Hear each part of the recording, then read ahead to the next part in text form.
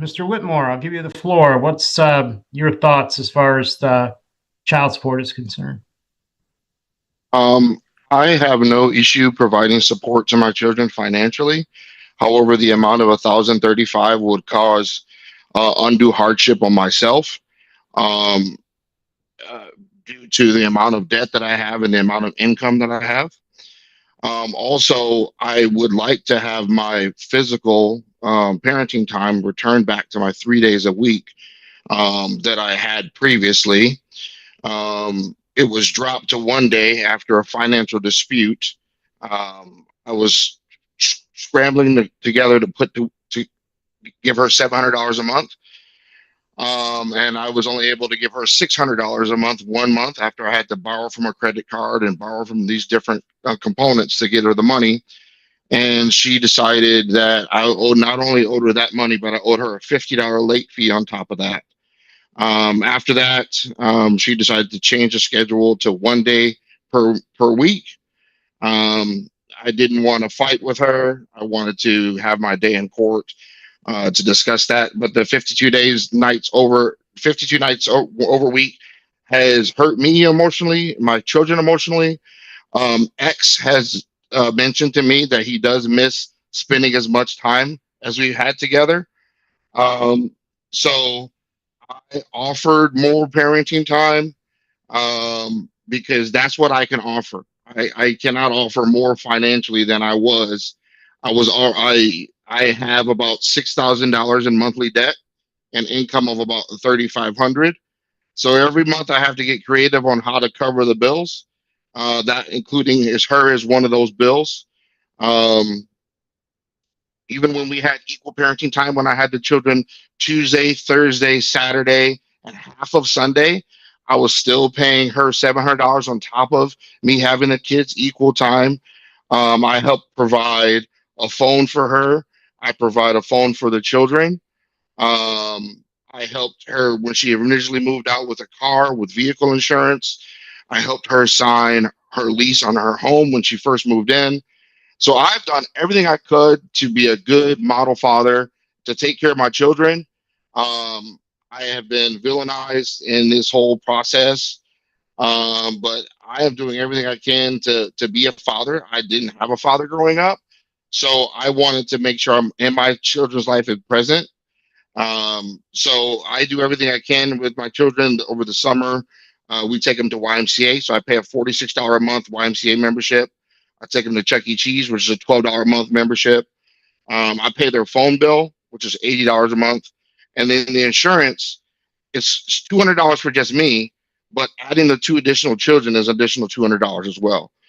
So I'm not sure where the calculation is. And then on top of that, she's limited now that she's limited from Tuesday, Thursday to only Saturday. Only having the children on Saturdays, hindered me from making any additional income as well. Operating a business or anything, a side hustle, because Saturday is a primary day for that. So um, I've been hurt Okay, by this whole I got process. Yeah. well, first of all, I don't know who's villainized you because I certainly haven't, and I'm Yeah, I pretty know. sure Miss Rummelt hasn't as well. Let me first of all tell you, insofar as the parenting time is concerned, um, you have a couple of different options. Right now, you have nothing on paper, and verbal agreements, as I always say, are not worth the paper they're printed on. If you have a verbal agreement, people can duck and dive and not comply, those types of things. So there's a couple of options you have. One, you can ask the friend of the court to conduct what's called facilitative parenting time. That's where they'll sit down with you and sit down with the other side and try and hammer out a schedule and put it on paper what the parties have thus far been elusive in getting out as far as some written schedule. The Your position as far as the child support's a little bit more problematic. The child support guidelines are in Michigan are what's called both presumptive and mandatory. meaning that they have to be followed and that the guidelines are presumed to be correct. There's always issues when it comes to this. Bills are an extremely important calculation in everybody's mind, everybody, to and including mine. Problem is the guidelines are more uh, prejudicial when it comes to bills. There's only certain bills you can get credit for and deduct. So what you can do is if this amount is if you wish me to take a look at child support and take a look at parenting time, what you would have to do is file a motion for both of those with me. I'm here every other Friday, most of the time, and I would be happy to entertain whatever thoughts you have as far as child support. In fact, I may even send it back to the friend of the court for another recommendation to me. But the fact is, I'm looking at this.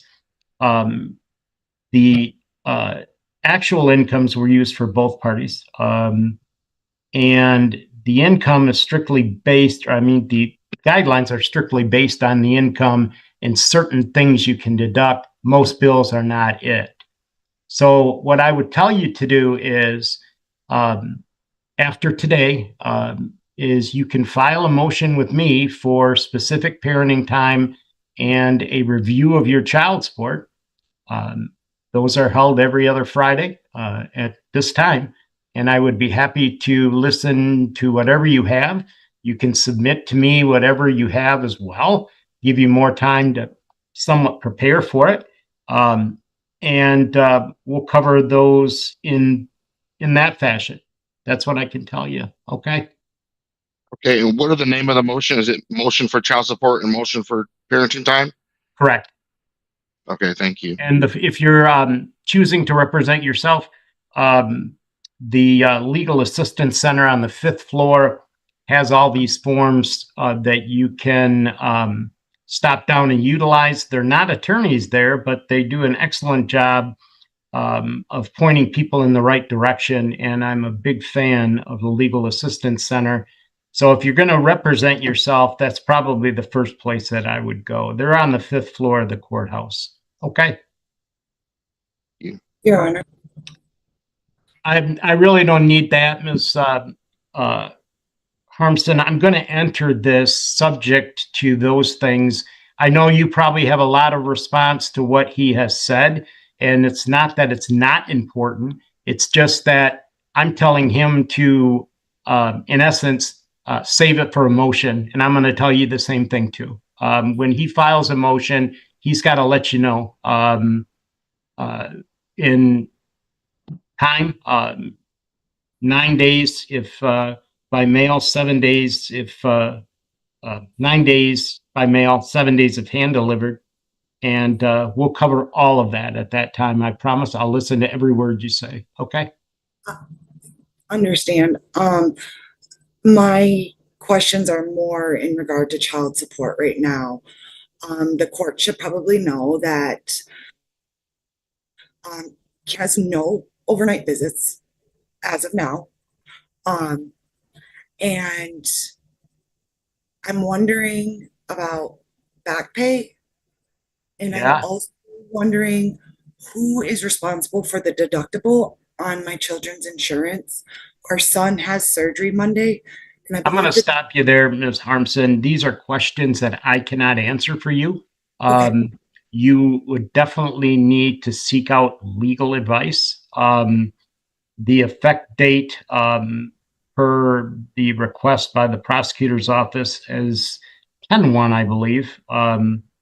So it's back that far, and that's in accordance with the law. But if you think I should take a look further back, you can put that in your answer to Mr. Whitmore's motion. Okay. um, I was told that I could file up to like 3 months of back pay, just because Mr. Whitmore only paid in August $350.